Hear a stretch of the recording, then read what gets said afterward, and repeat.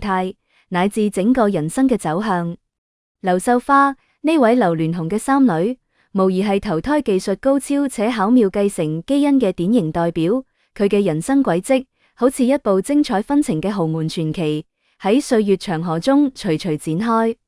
2008年，劉秀花呱呱墜地。彼時嘅甘比喺劉鑾雄龐大嘅情感與生活版圖中，仲只係一個默默無聞嘅小跟班，地位微乎其微。喺豪門複雜嘅關係網絡裏，甘比嘅存在感極低，幾乎冇人能預料到佢未來嘅命運走向，更無人睇好佢能憑藉呢個細路改變自己喺劉家嘅地位。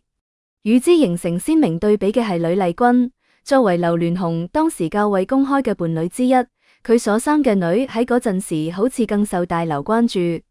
喺眾人眼中，呂麗君女有着先天嘅優勢，無論係家庭地位嘅潛在保障，定係父親嘅關注度，都遠超劉秀花。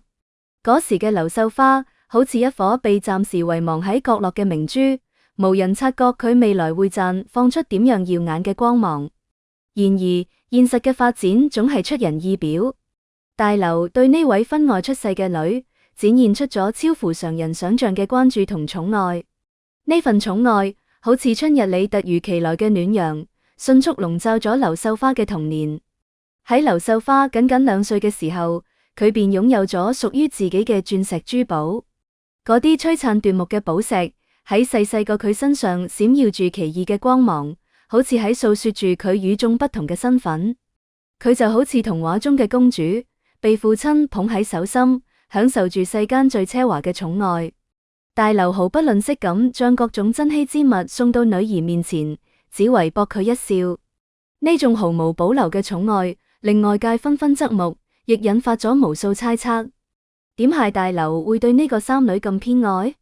隨着時間嘅悄然流逝，劉秀花漸漸長大，外界亦逐漸揭開咗大劉偏愛佢嘅謎底。細個嗰陣嘅劉秀花，外貌並唔出眾，細眼、大鼻、口唇呢啲五官組合實在難以同靚字掛鈎。但黨人們詳細觀察，便會發現佢同劉鑾雄嘅五官極為相似。喺劉鑾雄眾多嘅子女中，喺2010年之前，佢已有2個女同2個仔，可唯有劉秀花最似自己。對於大劉呢樣喺商界叱咤風雲、習慣咗掌控一切嘅人嚟講，呢種相似帶嚟嘅成就感係無法言喻嘅。佢睇住劉秀花，好似睇到咗年輕時嘅自己，呢種血脈相連嘅奇妙感覺，令佢對女兒嘅寵愛愈發深沉。相比之下，呂麗君所生嘅女，雖然靚靚又懂事，卻始終無法得到父親如同對劉秀花咁嘅陪伴同寵愛。每到生日，呂麗君嘅女或許只能眼巴巴咁盼望住父親能夠出現喺身邊，哪怕只係短暫嘅相聚，都成咗一種奢望。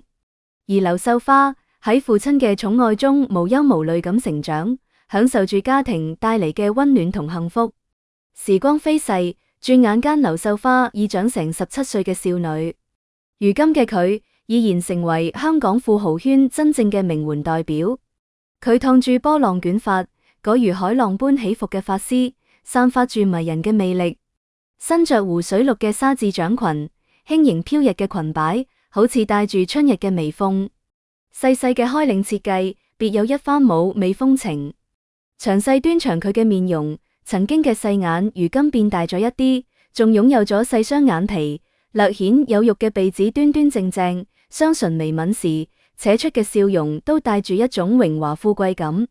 佢整個人呈現出啲圓潤嘅美感，呢份氣質令佢喺年齡上雖顯成熟，卻有着一種無法被忽略嘅端莊氣勢。如果講豪門闊太有標準模樣，咁劉秀花無疑就係最佳範例。佢嘅舉手投足間都流露出啲一種與生俱來嘅優雅同自信，嗰係長期喺憂鬱環境中滋養出嚟嘅獨特氣質。劉鑾雄睇到咁嘅女兒，心中想必滿係欣慰同自豪，唔單止係因為佢生得似自己，更因為佢身上獨樹一幟嘅氣質，嗰係錦繡芳華嘅富貴氣，係珠圓玉潤嘅福氣狀，俾人睇咗便心生愉悅。網友們對劉秀花嘅評價亦十分精準，呢張面相真係富貴天成，一睇便知係喺寵愛同憂鬱中浸潤長大嘅。嘅確，佢嘅一張面好似就係一部人生史書，清晰咁表達住自己人生嘅底蘊。嗰係一種無需言語嘅自信，係一種喺愛同財富中成長起嚟嘅從容。劉秀花能夠擁有咁令人羨慕嘅人生，離唔開母親甘比嘅用心付出。從劉秀花出世嘅嗰一刻起，甘比便將全部嘅愛傾注喺佢身上，好似守護住一顆珍貴嘅寶石，小心謹慎又無微不至。甘比帶住劉秀花面對鏡頭，教佢喺媒體嘅關注下保持從容淡定。佢牽住女兒嘅細手，一步一步咁引導佢學習點樣喺呢個複雜嘅世界中優雅咁行走。喺17年嘅時光裏，甘比先後生下咗3個細路，但對劉秀花嘅關注卻始終格外多。呢其中嘅原因，或許源於甘比內心深處嘅一種虧欠。畢竟劉秀花係喺佢同劉鑾雄冇婚姻保障嘅情況下出世嘅，喺甘比心入面，對呢個女兒總有着一份特殊嘅情感。佢擔心女兒未來嘅命運走向，驚佢喺呢個複雜嘅豪門環境中受到傷害，所以自然要給予佢更多嘅愛同保護。甘比用自己嘅方式為劉秀花築起咗一啲溫暖嘅屏障，令佢喺愛嘅包圍中茁壯成長。佢教會劉秀花點樣做人，點樣喺呢個充滿誘惑嘅世界中保持清醒嘅頭腦，點樣用善良同智慧去面對生活中嘅種種挑戰。劉鑾雄雖然呢啲年身體狀況唔係咁好，但對劉秀花嘅成長卻極為重視。喺劉秀花17歲之前嘅每一個生日，佢都會精心為女兒送上自己嘅祝福，並且盡可能咁陪伴喺佢身邊。想象一下，喺溫馨嘅生日派對上，燭光搖曳，劉秀花閉上眼睛，許下美好嘅心願，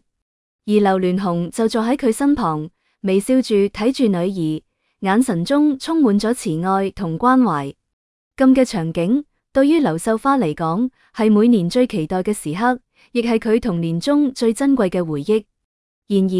呢份睇起上嚟平常嘅陪伴，對於呂麗君嘅女兒嚟講，卻係一種遙不可及嘅奢望。佢曾喺網絡上多次流露過對父愛嘅渴望，哪怕只係父親一次簡單嘅陪伴，都能夠令佢開心許久。可惜，命運好似對佢格外殘酷，佢只能喺孤獨中一年又一年咁長大，努力令自己變得優秀，卻始終無法喺父親嗰度得到應有嘅關注。所謂冇對比就冇傷害，劉秀花同佢嘅姐姐們雖然同為劉鑾雄嘅女兒，但命運卻有着天壤之別。劉秀容作為劉鑾雄第一任妻子寶詠琴所生嘅女兒，細個嗰陣時也曾得到過父親嘅痛愛。然而，隨着父母婚姻嘅破裂，呢份痛愛好似破碎嘅鏡，再亦無法復原。婚姻嘅變故俾劉秀容帶嚟咗巨大嘅傷害，呢種傷害好似烙印咁，深深咁刻喺佢嘅心中。直到如今，劉秀容好似依然無法真正原諒自己嘅父親。當佢終於嘗試釋懷呢段婚變帶嚟嘅傷痛時，卻發現時光已經悄然流逝。自己早已長大成人，而父親亦已步入暮年。缺失嘅父愛，好似一個無法填補嘅空洞，喺佢嘅人生中留下咗永遠嘅遺憾。即使父親如今想要彌補，亦顯得咁麼蒼白無力，因為嗰啲錯過嘅時光，再亦無法找回。劉秀瑩如今已經23歲，喺母親同父親分開嘅呢啲年里，佢深深體會到咗被冷漠對待嘅痛苦。父親雖然會俾佢錢，滿足佢物質上嘅需求，但卻很少出現喺佢嘅生活中。佢一年又一年咁長大，努力令自己變得更加優秀，希望以此能夠得到父親嘅認可同關注。然而，無論佢如何努力，喺父親心中，好似始終無法佔得一席之地。成長過程中缺失嘅父愛，好似一片陰霾，籠罩住劉秀瑩嘅人生。呢份無法抹平嘅遺憾，將伴隨佢未來嘅後半生，需要佢用漫長嘅時間去努力治愈。每當睇到劉秀花喺父親嘅寵愛中幸福成長，劉秀瑩心中或許會湧起一絲羨慕同苦澀，但更多嘅係對自己命運嘅無奈同嘆息。同姐姐們嘅坎坷命運不同，劉秀花無疑係幸運嘅。佢出世時，父母之間雖然冇婚姻嘅束縛，但佢仲細，唔懂得呢啲複雜嘅關係。當佢漸漸懂事，父母嘅關係卻變得琴瑟和鳴，恩愛嘅家庭氛圍令佢感受到咗無盡嘅溫暖。喺呢個夜大嘅家庭中，劉秀花仲擁有咗妹妹同弟弟，一家人相親相愛，其樂融融。佢嘅生活無憂無慮，冇經歷過姐姐們所遭受嘅家庭變故同父愛缺失嘅痛苦。呢種完美嘅童年，好似肥沃嘅土壤，滋養住佢嘅心靈，令佢喺成長過程中充滿咗自信同安全感。呢份獨特嘅氣質，雖然不足以完全左右劉秀花嘅一生，但卻足以影響佢未來嘅生活態度同方向。長者劉秀容只能喺回憶中尋找曾經嘅父愛，靠回憶支撐住自己嘅生活。二者劉秀瑩則要喺漫長嘅歲月裏，努力治癒成長過程中留下嘅傷痛，靠治癒去面對未來嘅人生。而劉秀花，佢無需回憶，亦無需治癒，佢僅靠自己完美嘅童年，便能夠擁有強大又富貴嘅人生。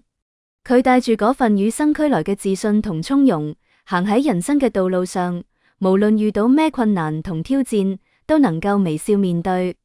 因為佢知道自己嘅背後有一個充滿愛嘅家庭，有父母嘅痛愛同支持，呢係佢最寶貴嘅財富，亦係佢勇往直前嘅動力源泉。劉秀花嘅人生就好似一部精彩絕倫嘅豪門童話，令我哋睇到投胎技術同基因加持嘅力量，更令我哋感受到家庭環境同父母關愛對一個人成長嘅深遠影響。喺呢個充滿變數嘅世界裏，願每個人都好似劉秀花咁，擁有一個溫暖幸福嘅童年，書寫屬於自己嘅精彩人生。好啦，以上係本期嘅內容。如果你鍾意我哋嘅節目，歡迎訂閱、點讚、轉發，感謝大家嘅支持。